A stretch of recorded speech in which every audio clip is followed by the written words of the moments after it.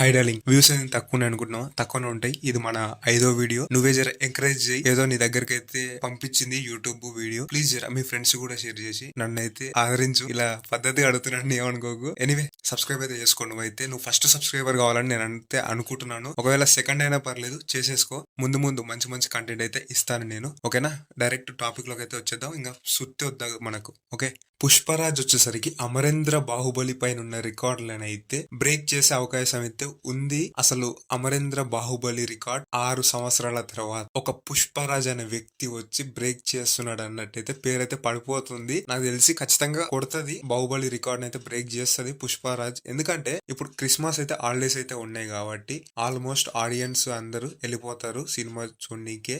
ఇప్పుడు వచ్చిన మూవీస్ అయితే బాగానే ఉన్నాయి కానీ మరీ అంత పెద్ద సినిమాలు అయితే కాదు. గేమ్ చేంజర్ మూవీ రిలీజ్ అయినంత వరకు అయితే పుష్ప మూవీకి అయితే అసలు లోటు లేదు. కలెక్షన్స్ పరంగా అయితే వస్తుంటాయి. కానీ దంగల్ యొక్క రికార్డ్స్ అయితే బ్రేక్ చేయడం అయితే చాలా కష్టం. దంగల్ వచ్చేసరికి 2000 కోట్ల పైన అయితే ఉంటది. సో దంగల్ రికార్డ్స్ అయితే బ్రేక్ చేయడం కష్టం. అసలు పుష్ప రాజ్ బాహుబలి రికార్డ్స్ అయితే బ్రేక్ చేయగలదని నేను అనుకుంటున్నారు. మీరేమనుకుంటున్నారో కామెంట్ అయితే చేయండి. ఓకేనా? అలాగే పుష్పరాజ్ ఈ విధంగా కలెక్షన్స్ కొట్టడానికి గల కారణం బాలీవుడ్ నుంచి అయితే విపరీతంగా కలెక్షన్స్ అయితే వస్తున్నాయి. మన టాలీవుడ్ నుంచి కూడా అంత లేదు కానీ బాలీవుడ్ నుంచి అయితే విపరీతంగా అయితే కలెక్షన్స్ అయితే వస్తున్నాయి. ఇప్పుడు చెప్తాను చూడండి, ఏ ఇండస్ట్రీ నుంచి ఎంత కలెక్ట్ చేసిందో పుష్పముని అయితే ఇప్పుడైతే చెప్తాను ఎంత కలెక్షన్ అయితే చేసిందో. ఫస్ట్ ఆఫ్ ఆల్ చూసుకున్నట్టయితే మన టాలీవుడ్ నుంచి అయితే 350 గ్రాస్ అయితే కలెక్ట్ చేసింది. అలాగే 320 అయితే నెట్ అయితే కలెక్ట్ చేసింది మన పుష్పరాజ్ అయితే.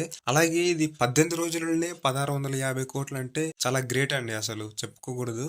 అలాగే స్టార్టింగ్ లో అయితే టికెట్ రేట్స్ అయితే పెంచినారు, అది తెలిసిన విషయమే. మరి డబుల్ అయితే చేసినారు టికెట్ రేట్స్ వచ్చేసరికి, అది ఒప్పుకోవాలి. ఇట్లా అంటున్నానే అయితే ఏం ఫీల్ కాకండి. అలాగే కర్ణాటక నుంచి అయితే 80 కోట్ల గ్రాసు, తమిళ్ నుంచి అయితే 75 కోట్ల గ్రాసు, మలయాళం నుంచి అయితే 25 కోట్ల గ్రాసు, ఓవర్సీస్ గా అయితే 250 కోట్ల గ్రాస్ అయితే కలెక్ట్ చేసింది. కానీ నార్త్ లో మాత్రం అసలు కలెక్షన్స్ అయితే విపరీతంగా వస్తున్నాయండి. 850 కోట్ల గ్రాస్ అయితే కలెక్ట్ చేసినది మన పుష్పరాజ్. అలాగే ఈ మూవీకి నార్త్ లో విపరీతమైన క్రేజ్ ఉంది. అల్లు అర్జున్ గారికి అసలు నార్త్ లో హైయెస్ట్ కలెక్షన్స్ మూవీ వచ్చేసరికి ఏదో శ్రీ 2 అని ఉంటది. ఆ మూవీ 627 కోట్లు అయితే కలెక్ట్ చేసింది. ఇది కాకపోతే పుష్పరాజ్ మాత్రం 700 కోట్ల నెట్ అయితే కలెక్ట్ చేశాడు. ఆ మూవీని కూడా బ్రేక్ చేసి దూసుకెళ్లిపోతున్నాడు. కానీ అందరూ బాహుబలి రికార్డ్స్ బ్రేక్ చేస్తున్నాడు పుష్పరాజ్ అనుకుంటున్నారు కానీ నిజం ఒప్పుకోవాలంటే బాహుబలియే, పుష్పనే అండి. ఇది మాత్రం ఎవరు ఏం ఫీల్ కాకండి. రెండింటికైతే డిఫరెన్స్ ఉంటది మూవీ పరంగా గానీ, టికెట్స్ రేట్స్ పరంగా గానీ. అసలు బాహుబలియే, పుష్పనే. బాహుబలి లాంటి సినిమా రావాలంటే మళ్ళీ రాజమౌళి గారు అయితే తీయాల్సిందే. ఇప్పుడైతే తీస్తున్నా కదా SSME 29, ఆ మూవీ అయితే కొడుతుంది చూడండి ఖచ్చితంగా. పుష్ప మాత్రం బ్రేక్ చేస్తుంది కలెక్షన్స్ పరంగా అయితే. Okay, anyway this is our video. ఇంకా ముందులో మంచి కంటెంట్ అయితే ఇస్తాను కూడా. మీరు ఎంకరేజ్ చేస్తే లైక్ చేయండి, అలాగే సబ్స్క్రైబ్ కూడా చేసుకోండి మన ఛానల్. Okay, bye friends.